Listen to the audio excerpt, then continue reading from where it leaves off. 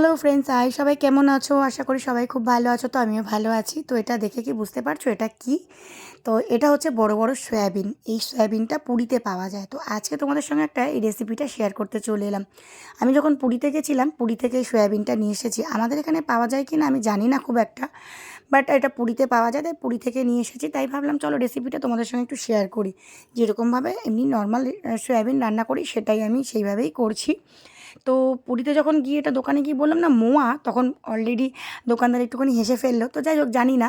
তো দেখো সয়াবিনগুলো প্রথমে সেদ্ধ করে নিয়েছিলাম, তারপরে ভেজে নিয়ে আলু ভেজে নিয়েছিলাম, সয়াবিন ভেজে নিয়েছিলাম, তারপরে আদা পেঁয়াজ রসুন সব তেলের ওপরে গরম মশলা ফোড়ন দিয়ে আদা পেঁয়াজ রসুন সব তুলে দিয়ে পেস্ট তুলে দিয়ে ওটাকে কষছিলাম। তারপরে দিলাম টমেটো, আর তারপরে দিলাম হলুদ গুঁড়ো, লঙ্কার গুঁড়ো, নুন সব কিছু দিয়ে এবার এটাকে মশলাটা কিন্তু কষছিলাম। তারপরে দিয়ে দিলাম স্বাদ মতন একটু চিনি।